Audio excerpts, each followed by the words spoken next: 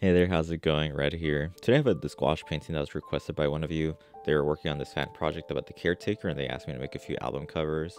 The painting I'm working on today is supposed to be this 1950s radio, yellow background, and it's not something I would have come up with on my own, but I'm glad I did it.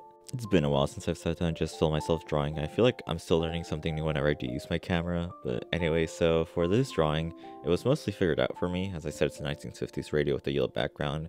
But still kind of left with questions like what color should make the floor or the actual radio. Since it was yellow, I kind of thought that a lime floor would go well with it, so that was kind of easy.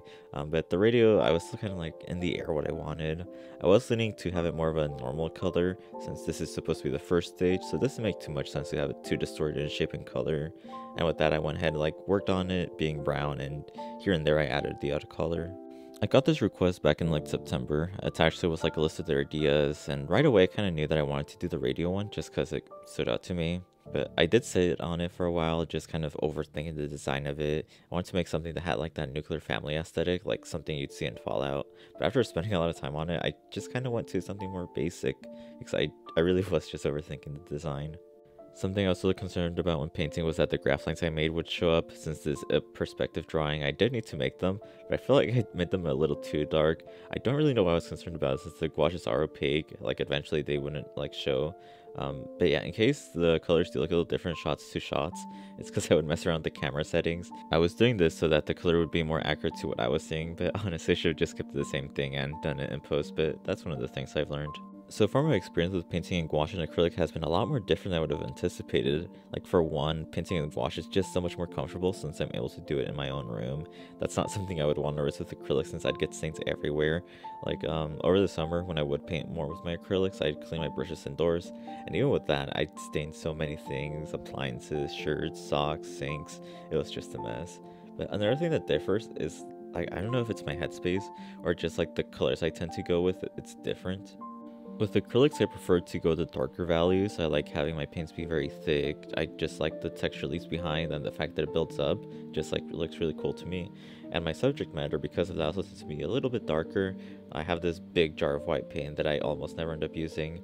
I bought it just because when I would do my research on like what paints I should buy, a lot of them said that they go through a lot of white, so I decided to buy a large jar of that. But to contrast that, whenever I use gouaches, I actually tend to go with my brighter colors and shy away from the darks. Well, not entirely, but at least like for the whole drawing. And I just don't know why that's something that happens. I just found it interesting enough to bring it up. Like my gouache tube of white is almost all out. I need to buy more, but I don't know how many more gouache paintings I'll be doing. So, yeah, just something I wanted to mention. I'm not sure if I ever mentioned this before, but like earlier in the year, I got really into the idea of making body art. There's this one video I watched where this artist turned like 3D environments into 2D ones with paint, and I just found it to be really cool. I would have to buy a lot of stuff to make that happen, but it's something I'd like to eventually try out. I did have to learn a bit about the toxicity of paints. I think that artist, she mentioned that she uses hues instead of like the actual pigment because pigments themselves like are actually harmful to the skin. I think I heard somewhere that she uses Liquitex, which is what I end up using. Even then, I would still be terrified to actually try this. I just do not want to get anywhere near the eyes, so I would probably do like the neck or below. I also cannot imagine how much paint that would cost, just because she would do like whole sceneries too, and I mean it must take a lot of time and patience. But yeah, that's something I'd like to eventually try. I sort of winged this part of the drawing where the sound actually comes from. I don't know why, but I just went with the crisscross look. I did not at all like how it turned out, so immediately I just painted over the whole thing. I don't really know what I was thinking with that. I should have really like looked at the references. But I was a little down by it because I really liked the tan color that was like under it. But in the end, I'm kind of glad that mistake was made because it led to the next idea, which was having these vertical lines that I was really happy with for the brighter parts. Even in the rest of the painting, I go with like a dry brush with the ink, with the paint, so it looks a little more patchy. And to contrast that when it comes to the shades, I try to have it a little more liquidy and go with that.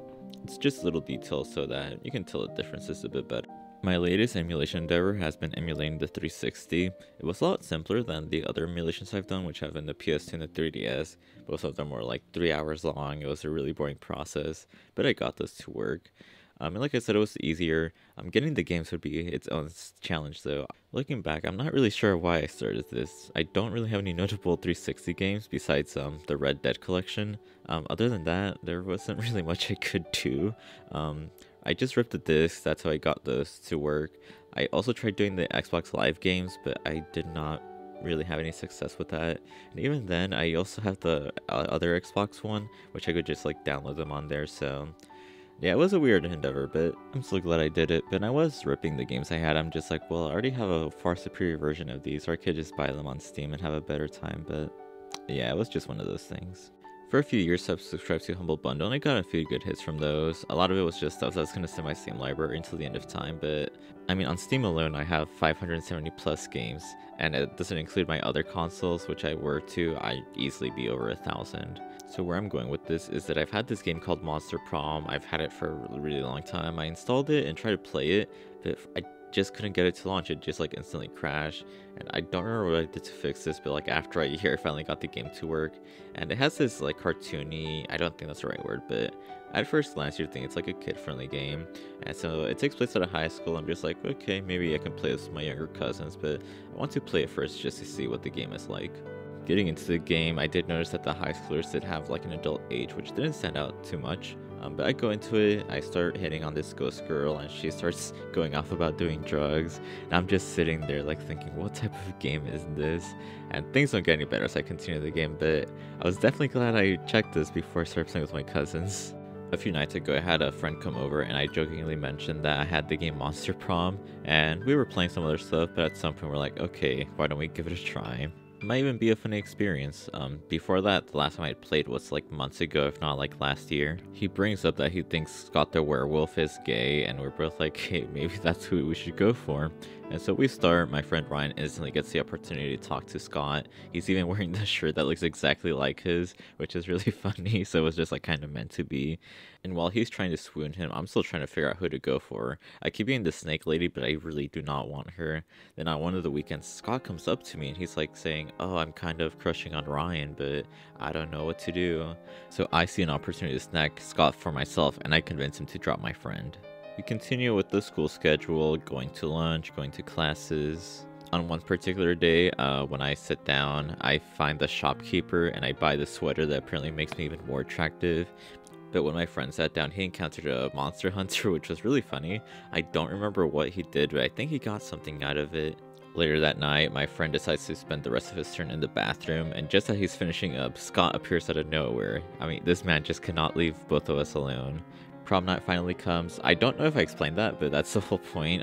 You try to get a date. And so prom night comes, and we both choose the person we're gonna ask out. I don't remember who Ryan went for, but it wasn't Scott. But whoever he did ask, he got rejected. And so now I'm like, okay, it looks like it's my turn to ask out Scott. I ask him out, and I also get rejected.